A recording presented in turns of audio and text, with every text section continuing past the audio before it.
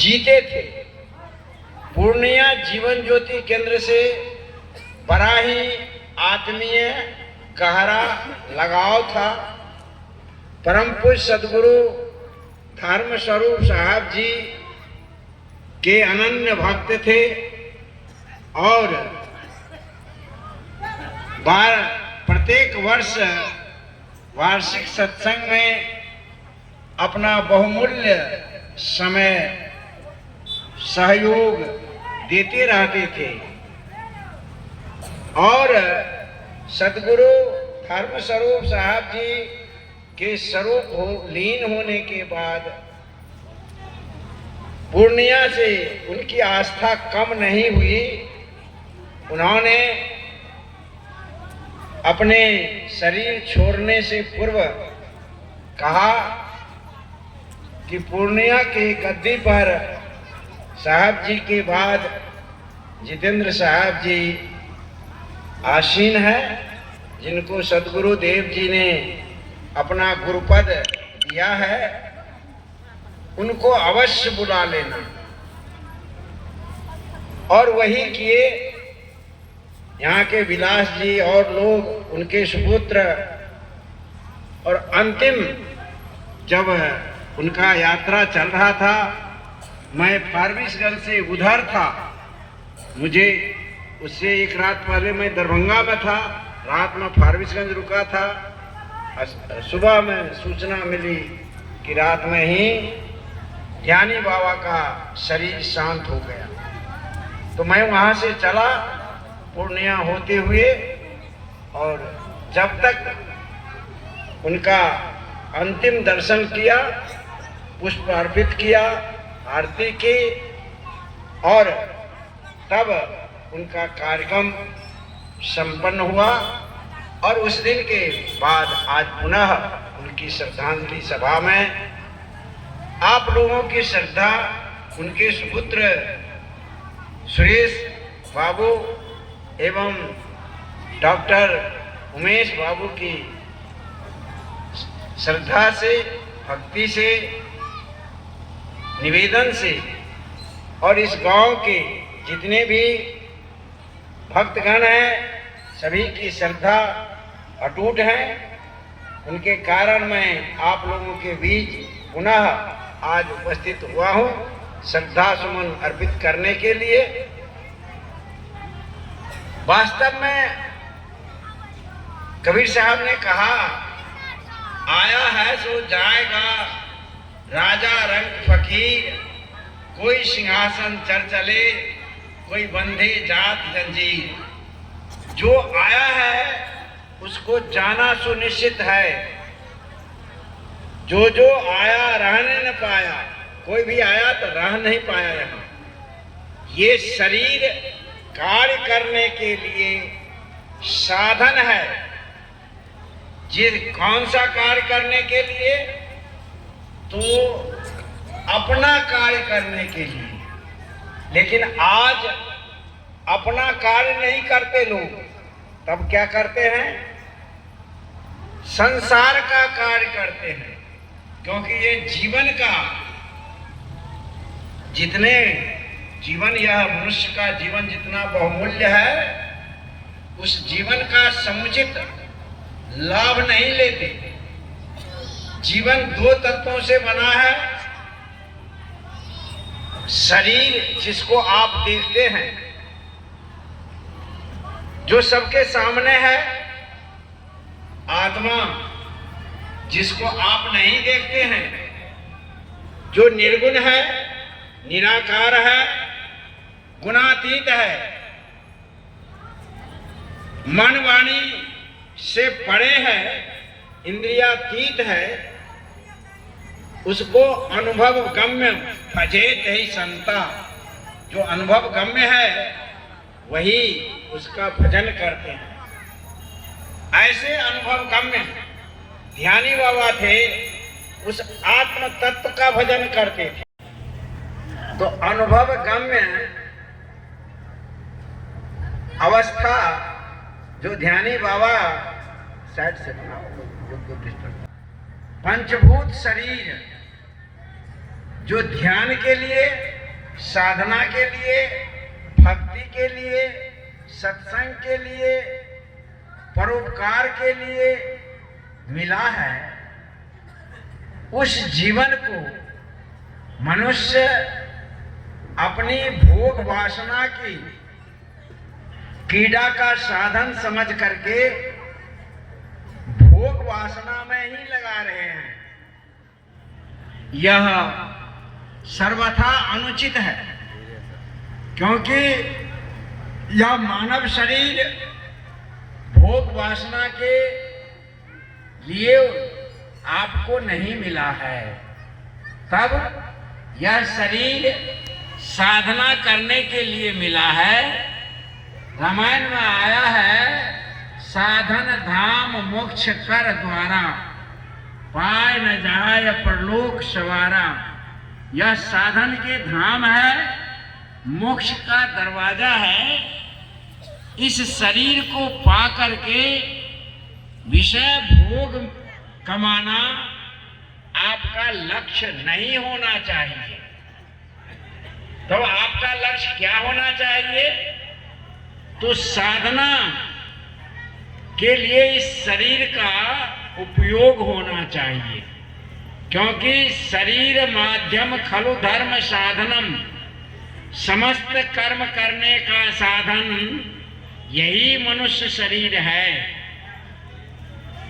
आप इसी मनुष्य शरीर से भक्ति और साधना करके, सत्संग करके अपने जीवन को इसी मनुष्य शरीर में मुक्त कर सकते हैं, मुक्त अवस्था को प्राप्त कर सकते हैं। मरने के बाद कोई मुक्ति की बात कहते हैं तो वह झूठी है। इसलिए कबीर साहब ने कहा, जियत न तरे मुए का तरी है, जियते जो न तरे। कहा इसी शरीर में रहते जो मुक्त नहीं हुआ, नहीं तर गया, वह मरने के बाद नहीं तरेगा। आज लोग मरने के बाद अपने माता पिता को पंडित जी द्वारा पिंडदान करा करके, पंडित जी से मंत्र प्रभा करके पिंडदान कराता है और मुक्ति गति देता है, जो बिल्कुल झूठा है। क्यों? ये संभव ही नहीं है कि कोई आदमी किसी आदमी को मंत्र के द्वारा, पिंडदान द्वारा मुक्त करा दे। ऐसा विधि में विधान नहीं है। वह स्वयं अपना मुक्ति गति नहीं प्राप्त कर सकता है, तो किसी जीव का मुक्ति कैसे दे सकता है? और इतना भी जान जाइए, वो तो पंडित जी है। जिस पंडित जी भगवान की पूजा करते हैं, चाहे वह राम हो, कृष्ण हो, महादेव हो, उस राम, कृष्ण और महादेव शंकर जी को भी मुक्ति देने का अधिकार नहीं है, उसके भी पावर नहीं है न? इसलिए यदि पावर होता तो सदगुरु कबीर साहब ने कहा, तीन लोक में गुरु बरा, गुरु से बरा न कोई, करता करे सो कर न सके, गुरु करे सो है। इसलिए गुरु की कृपा से ही मुक्ति को प्राप्त होता है। रामायण में भी इस बात को स्वीकार किया है, गुरु बिनु भवनिधि तरय न कोई, ज्यों विरंच शंकर सम होना। गुरु के बिना कोई नहीं तर सकता है। जब वह स्वयं नहीं तर सकते हैं तो दूसरे को क्या तार सकते हैं? यदि तीन लोक में गुरु से बड़ा होता वो, तो कहता कि भगवान, अमुक भगवान मुक्ति दे सकते हैं। नहीं, कोई मुक्ति नहीं दे सकते। रामायण का ही में छोड़िए बीजक की बात, रामायण में भी इसका जिक्र है। नवधा भक्ति की बात आप लोग बहुत पढ़ते हैं, सुनते हैं, कथा सुनाते हैं लोग सब, लेकिन उसके रहस्य की बात को आपको नहीं बताएंगे। भक्ति की बात बताते हैं, ठीक है, अच्छी बात है, भक्ति करो, लेकिन उस भक्ति के माध्यम से जो रहस्य की बात है, तत्व की बात है, उसकी बात को गौण कर देते हैं। नवधा भक्ति के अंत में आया है, आप लोग रामायण उल्टा करके देख लेंगे, कहा है राम जी से कहला रहे हैं गोस्वामी जी, कहते हैं मम दर्शन फल परम अनुपा, जीव पावहि निज सहज स्वरूपा। भगवान राम के द्वारा कहलाते हैं गोस्वामी तुलसीदास जी कि मम दर्शन फल परम अनुपा, मेरे दर्शन के फल अनुपम है, जिसका कोई उपमा नहीं दिया जा सकता। कहा क्यों, क्या है मन दर्शन का फल, आपके दर्शन का फल क्या है? कहा वैकुंठ प्राप्त होगा, कहा नहीं। गौलोक, कहा नहीं। तब स्वर्गलोक, कहा नहीं। तब क्या होगा? ब्रह्मलोक, कहा नहीं। विष्णु लोक, कहा नहीं। तब मम दर्शन फल परम अनुपा, जिसकी उपमा नहीं दी जा सकती। इस सब की उपमा दी जा सकती है, लेकिन उपमा किसकी नहीं दी जा सकती है?